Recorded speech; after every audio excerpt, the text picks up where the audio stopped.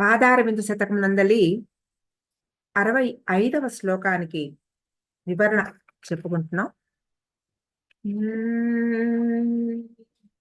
వివేకాంబ శ్రోత స్నపన పరిపాటి శిశిరితే సమీభూతే శాస్త్రస్మరణ హల సంకర్షణవసాత్ సతాం చేత క్షేత్రే వపతి తవ కామాక్షి చరణో మహాసంవిత్ సస్య ప్రకర వరబీజం గిరిసుతే.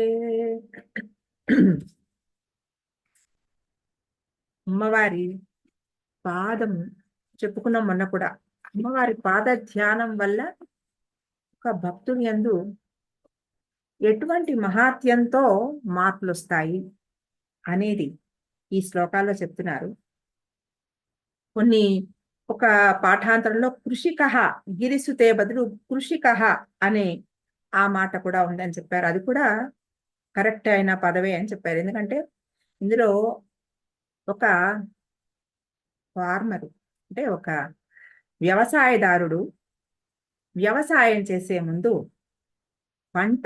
పొలాన్ని ఏ రకంగా దాన్ని బాగు చేసుకుని దానిలో సరైన విత్తనాలు నాటి ఆ విత్తనాల ద్వారా సరైన పంటని పొందుతాడో అటువంటి ఆ శక్తి అమ్మవారి పాదాలకి ఉందని ఇందులో ఆ పాదాలని వర్ణన చేస్తున్నారు.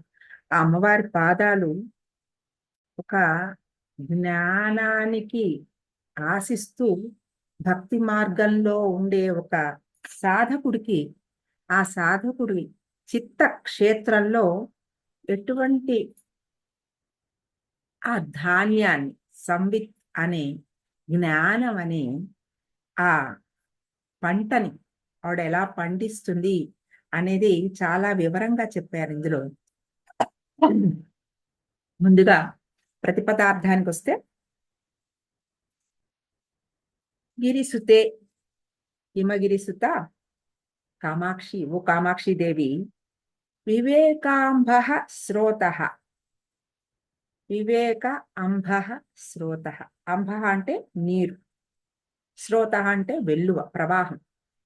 వివేకమనే నీటి వెల్లువ, నీటి ప్రవాహం చేత స్నపన పరిపాటి బాగా తడిసి నానినందున శిశిరితే చల్లపడిన సత్వవృత్తి చెందిన. అంటే ఈ సత్వవృత్తి చెందిన అనేది అంటే ఇది ఒక పొలానికి సంబంధించిన మాటలు. దాని తర్వాత జ్ఞానం ఆశించే ఒక భక్తుడి యందు ఆ చిత్తంలో వచ్చే మార్పులు అన్నమాట. సత్వవృత్తి చెందిన శాస్త్రస్మరణ హల సంకర్షణ వశాత్. శాస్త్రస్మరణ, బాగా శాస్త్రస్మరణల చేత అనే హలం, హలం అంటే నాగలి, ఆ సంకర్షణ వశాత్ ఆ నాగటిచే దున్నుట వలన, శాస్త్ర విమర్శ అనే నాగటిచే దున్నుట వలన సమీభూతే సమముగా అయిన, అంటే నేలని సమంగా చేయాలి కదా ఫస్ట్. ఆ సమముగా అన్నప్పుడు ఇక్కడ సమీభూతే అన్నప్పుడు భేదభావం నశించి సమత్వ సిద్ధించిన ఆ రెండో అర్థం అదనమాట. సతాం సాధువుల భక్తుల చేత క్షేత్రే చిత్త క్షేత్రమునందు తవ నీ యొక్క చరణము మహాసంవిత్ పరమ జ్ఞాన రూప సస్య ప్రకర వరబీజం.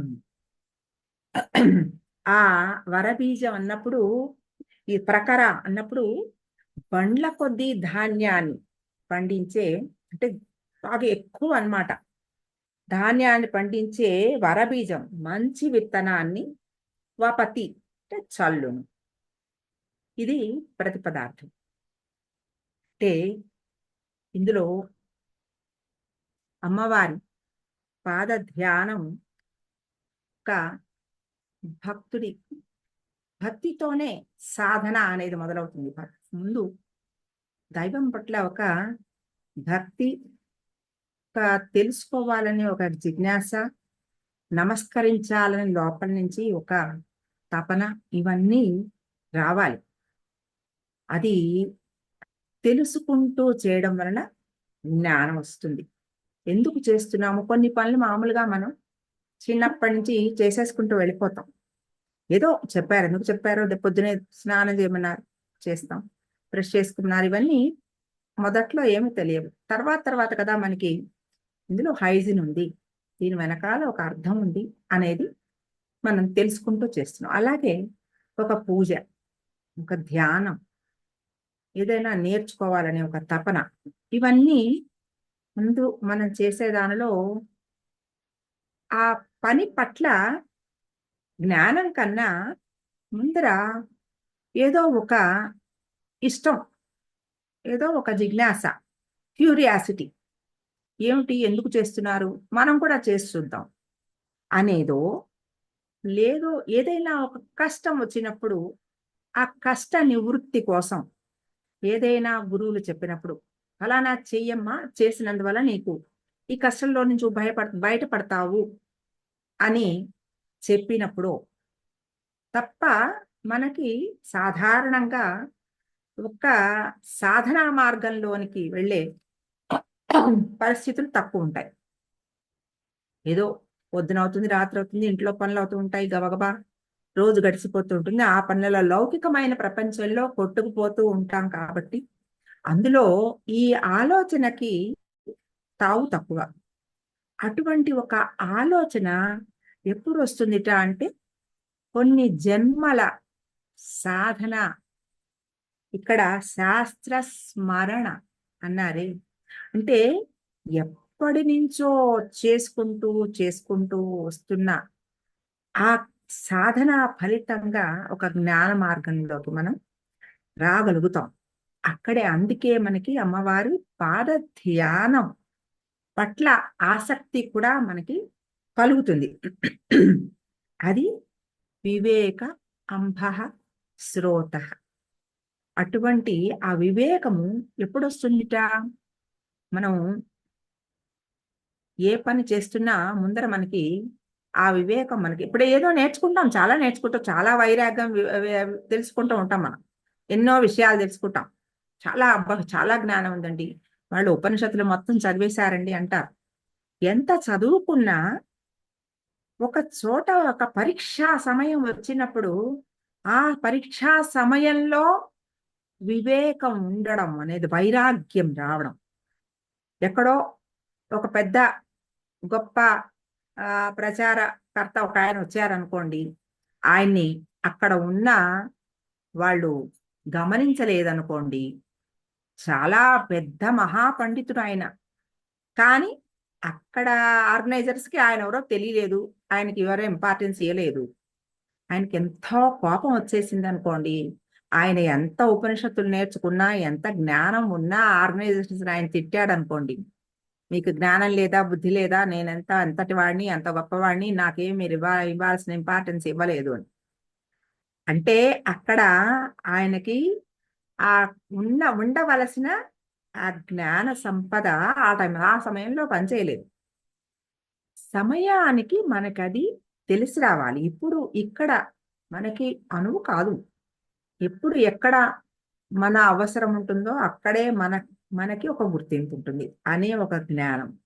అలాగే ఇంట్లో పరిస్థితుల్లో పట్ల సాధారణంగా ప్రతి వాళ్ళకి కూడా ఇంట్లో పరిస్థితుల పట్ల కూడా మనం ఎంత తెలుసుకున్నా, ఎంత నేర్చుకున్నా, పిల్లలు అంటారు చూడండి ఒక్కొక్కసారి, నువ్వు ఎంత నేర్చుకున్నా అమ్మా నువ్వేం మారలా అంటారనుకోండి పిల్లలు. అక్కడ యాసిడ్ లిట్మస్ టెస్ట్, అమ్మా నీకు ఇప్పుడు కోపం తగ్గింది, నువ్వు చాలా బాగా బిహేవ్ చేస్తున్నావు అంటే అది జ్ఞానం మనకి వస్తున్నట్టు. అది వైరాగ్యం. వైరాగ్యం అంటే ఏమంటే అన్ని వదిలేసేసుకుని ఆ ప్రతిదాని పట్ల ఆ విరాగ భావం కాదు, అన్ని విషయాల యందు సమదృష్టి పొందడం. సుఖ దుఃఖాలు కానీ, ఇష్టమైన వాళ్ళు, మనల్ని కష్టపెట్టిన వాళ్ళు ఎవరున్నా వాళ్ళ పట్ల సమభావాన్ని ప్రదర్శించడం అనేది వైరాగ్యం. అంటే ఇది ఇప్పుడు మనకి ఏదైనా సరే ఒక మన కర్మ సంబంధంగా నేను మంచి చేశాను, దానికి ఒక ఆనందకరమైన ఒక మంచి నాకు ఇప్పుడు జరుగుతోంది. ఇది అమ్మవారి అనుగ్రహమే. ఏదైనా కర్మ చేసిన దానికి అనుభవించేసేయాలి కదా. నాకు కష్టంగా ఉంది, ఇబ్బందిగా ఉంది, బాధగా ఉన్నాను. ఇది కూడా ఒక కర్మ. ఇదే అది అక్కడికి ఆ, వెళ్ళిపోతోంది, దాటిపోతున్నాం. ఆ కష్టము, ఆ కర్మ, అది కూడా ఆ ఆ అగ్నిలో దహించబడిపోతోంది. ఏదైనా సరే ఈక్వల్ అయిపోవాలి. మనం చేసిన ఏ కర్మ అయినా ఈక్వల్ అయినప్పుడే మన వైట్ పేపర్ మళ్ళీ వైట్గా అయిపోతుంది. లేదంటే మన లైబిలిటీస్ ఇవి అన్నీ మనం ఉండాలి కదా. లాభ నష్టాల ఖాతా ఏది ఉందో రెండు క్లియర్ అయిపోవాలి. అది అందుకని ఆనందం వచ్చినప్పుడు ఓ పొంగిపోయి గొప్పగా అలా అయిపోయిందా, నేనంత కాబట్టి, నా అంతటి వాడు కాబట్టి, నేనంత దాని కాబట్టి నాకు ఇది ఆనందం, నేనంత అలా చేశాను కాబట్టి నాకు ఇలా వచ్చిందను. నేను నాకు కష్టం వచ్చినప్పుడు భగవంతుడు ఎప్పుడు నిర్దయుడు, నా పట్లే అన్నిటినీ ప్రదర్శిస్తాడు, నాకే అన్ని కష్టాలు ఇస్తాడను కాకుండా, ఏదైనా నేను చేసిన దానికే నేను అనుభవిస్తున్నాను. కర్మ ఎలాంటిదంటేట, 1000 ఆవులుంటే 1000 దూడల్ని పంపిస్తే ఏ ఆవు దూడ ఎక్కడికి వెళ్ళాలో అక్కడికి వెళ్ళి ఆగుతుంటా, పక్క ఆవు దగ్గరికి వెళ్ళదు ఈ దూడ. అలాగే మన కర్మలు కూడా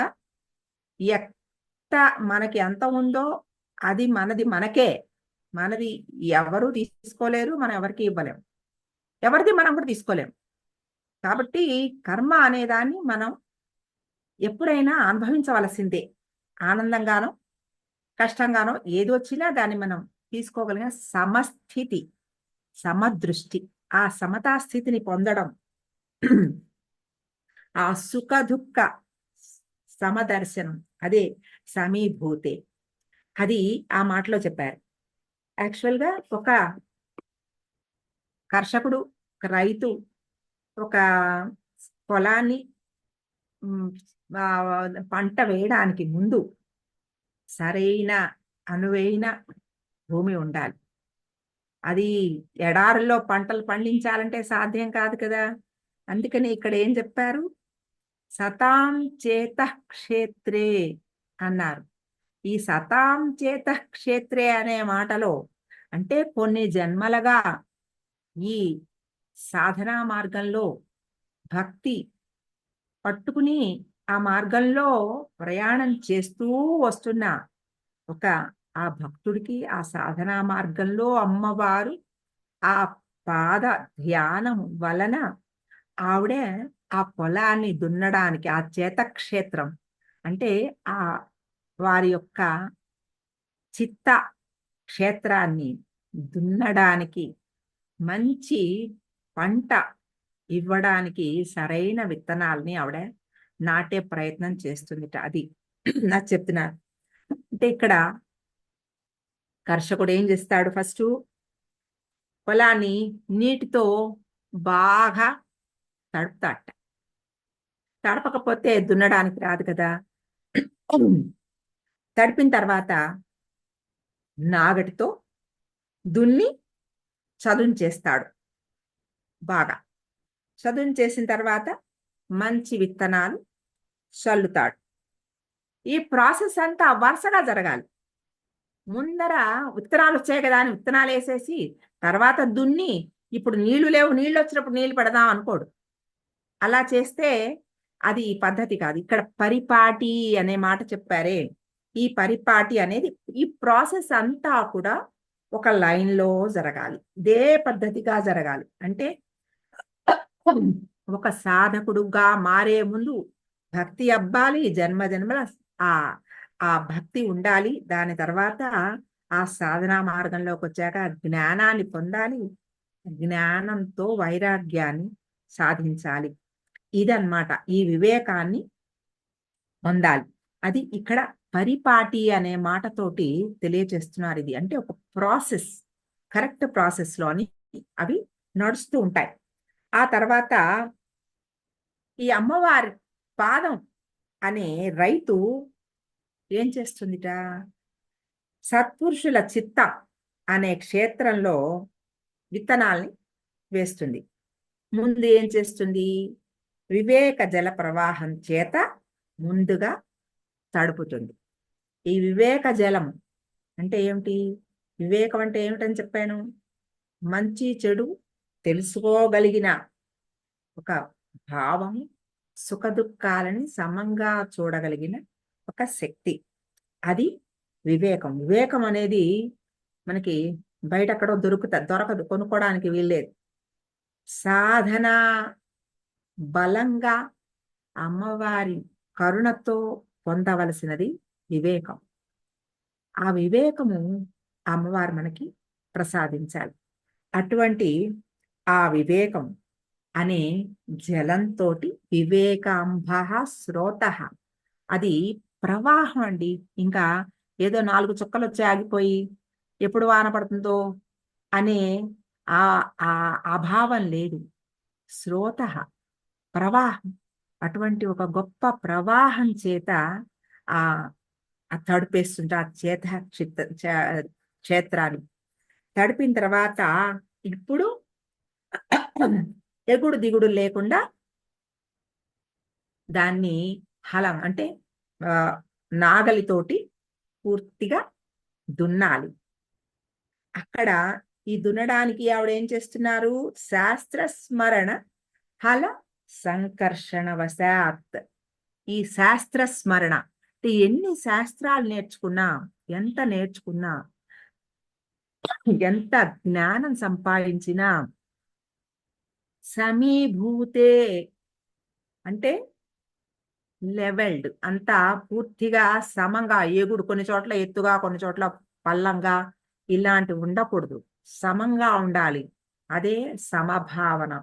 అంటే సుఖదుఖ సమదర్శన, ఇష్టమైన రాగము క్రోధము, ఇష్టమైన వాళ్ళ పట్ల ప్రేమ, ఇష్టం లేని వాళ్ళ పట్ల కోపము, ఇలాంటివన్నీ కాకుండా అసలు ఇష్టం లేకపోవడం అనేది లేదు. ఎవరిలో అయినా ఒక దైవ సందర్శన చేయగలిగిన శక్తి, ఇవన్నీ కూడా సమీభూతిలో వస్తాయన్నమాట. ఈ హల సంకర్షణ శాస్త్ర స్మరణ హల సంకర్షణ వశాత్ సమీభూతే, దాంతో ఆ చదును చేస్తుందిట. చేసిన తర్వాత అప్పుడు వపతి మహా సంవిత్ సస్య ప్రకర వరబీజం.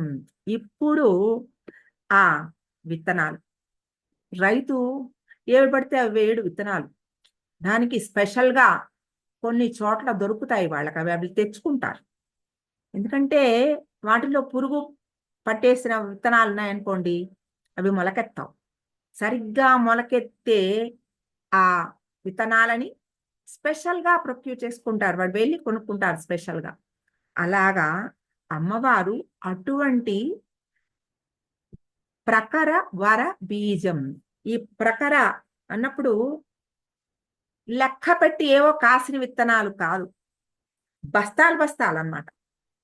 అంతా అంటే ఇప్పుడు ఈ శాస్త్ర స్మరణ అన్నారే, అక్కడ అందులో ఇది కూడా వస్తుందన్నమాట. జ్ఞానం అనేది ఎంతో చదువుకుంటే కొంచెం గుర్తుంటుందండి మనకి. ఎన్నిసార్లు ఎంతో చదివితే అందులో కొంత మటుకే మనకి హత్తుకుంటుంది మనసుకి. అంతా హత్తుకోదు, అంతా గుర్తుండదు. ఎంతంత చదువుకుంటున్నామో చెప్పిన ప్రతి విషయము మన బుర్రలోకి హత్తుకోదు. ఎన్నిసార్లు దానిని మనం బాగా మననం మననం మననం చేసుకుంటూ ఉంటే కొన్ని విషయాలు మనలోకి వెళ్తాయి. అందుకని ఆవిడ ఏం చేస్తుందిట? ప్రఖర వరబీజం, అది కూడా వరబీజం. ప్రఖర వరబీజం అంటే ప్రతి మాట కూడా చాలా ముఖ్యమైన పదాలు ఇవి. ఆ ప్రఖర వరబీజం అనేది ఆవిడ ఇచ్చే జ్ఞానం కూడా చాలా చాలా వేసినప్పుడు ఆ బీజాలు చాలా వేస్తుంది.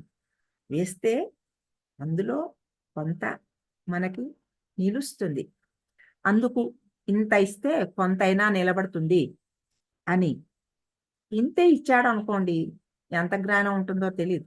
కాబట్టి చాలా అసలు అవధి లేకుండా ఇంత అని అంటే లిమిట్లెస్ గా అటువంటి హీప్స్ ఆఫ్ సీడ్స్ అన్నమాట.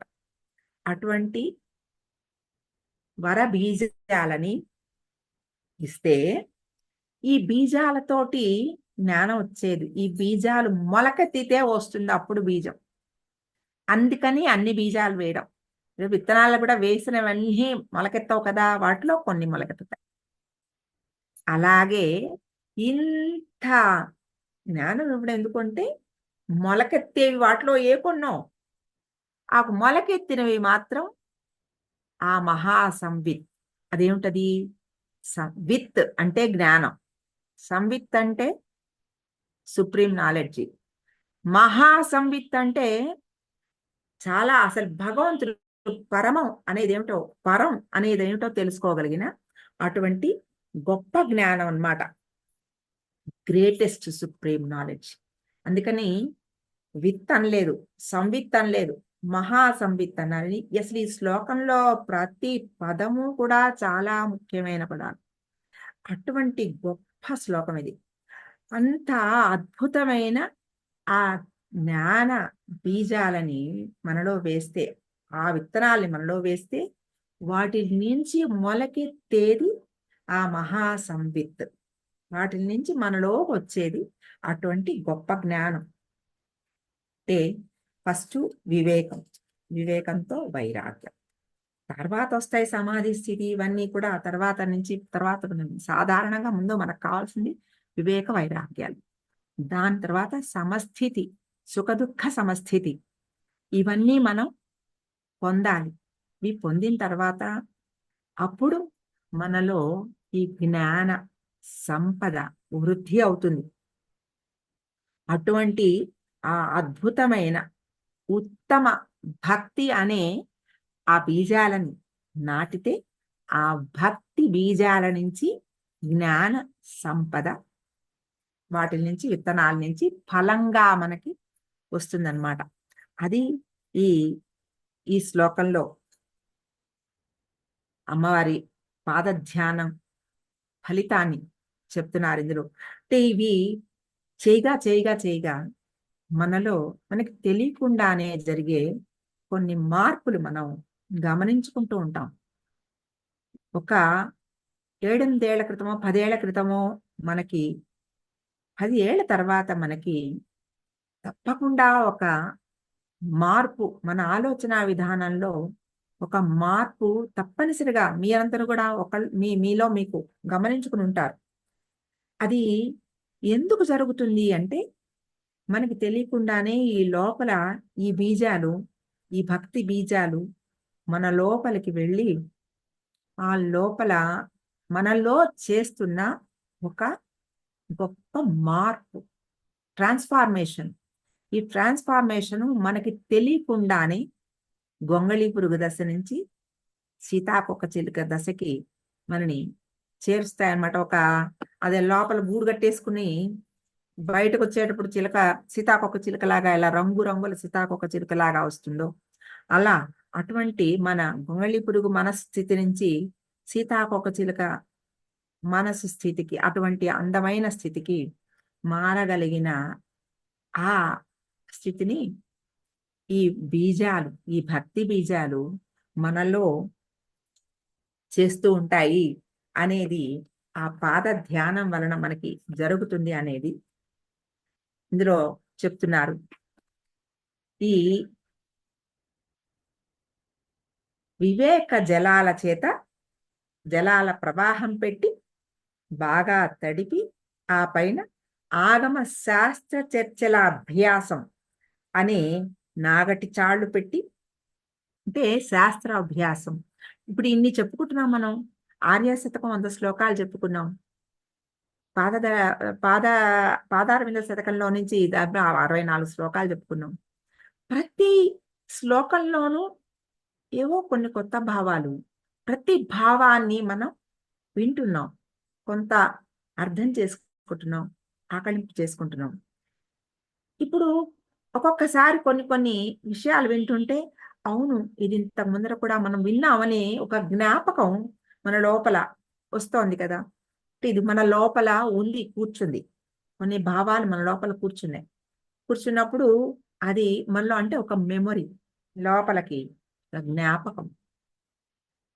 ఆ జ్ఞాపకం బాగా బాగా బాగా ఈ నాగటి చాళ్ళు అంటారు చూసారా, అంటే ఇది ఒక గుర్తులు అన్నమాట. అలా దారిగా పడిపోతాయి. అటువంటి వాటి లోపలికి వెళ్ళి కూర్చుంటాయన్నమాట విత్తనాలు. అంటే అటువంటి ఆ భక్తి విత్తనాలు కూర్చుని ఆ బాగా దున్ని సమం చేసి పరమ జ్ఞాన రూప సస్యాన్ని మొలకెత్తించే మంచి విత్తనాన్ని అమ్మవారి పాదధ్యానం నాటుతుంది. ఇక్కడ మనం ఇందాక చెప్పుకున్నాం కదా, సత్వవృత్తి చెందిన అని. అంటే అటువంటి సత్వానికి మనస్సు రజసత్వ తమో గుణాల్లో తమో గుణం దాటేసి రజో గుణాన్ని కూడా కొంత దాటిన తర్వాత వచ్చే సత్వగుణం. ఈ సత్వగుణంలోకి వచ్చిన తర్వాతే జ్ఞానం అనేది పండుతుంది. కాబట్టి ఈ సత్వ వృత్తికి ఆ సాధకుని తీసుకురాగలిగిన ఆ శక్తి ఈ పాద ధ్యానం వల్ల అబ్బుతుంది అనేది ఈ శ్లోకంలో మనకి చెప్తున్నారు.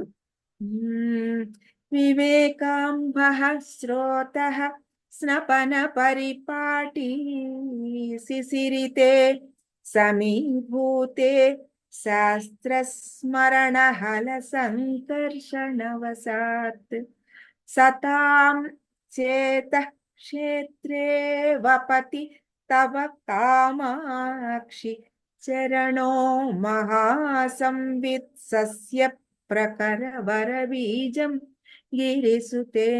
ఇందులో శిశిరితే అని కూడా చెప్పారంటే ఆ తాపం నశించేందుకు ఈ స్నపన పరిపాటి స్నానం వల్ల అంటే పూర్తి అటువంటి శ్రోత అంటే గొప్ప ప్రవాహం అని చెప్పారు కదా, ఈ ప్రవాహంలో తడిసిపోయిన వాడికి ఆ శిశిరం అంటే వేడి లేదు, ఆ తాపత్రయం లేదు.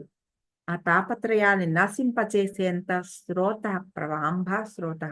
అటువంటి వివేకం ఆ తాపత్రయం నశించడం అంటే మనలో ఉన్న వివేకం, లోపల ఉన్న కష్టాన్ని దాటాలి అంటే నేను చేసిన కర్మే నాకు ఇప్పుడు ఎదురొచ్చింది, నేను దాటడానికి నాకు దైవ సహాయం పొందాలి. నేను ఈ దైవ సహాయంతో నేనే దీన్ని దాటాలి, దీనికి నేను దాటేందుకు శక్తి ప్రసాదించు అని అడగగలిగిన వివేకం.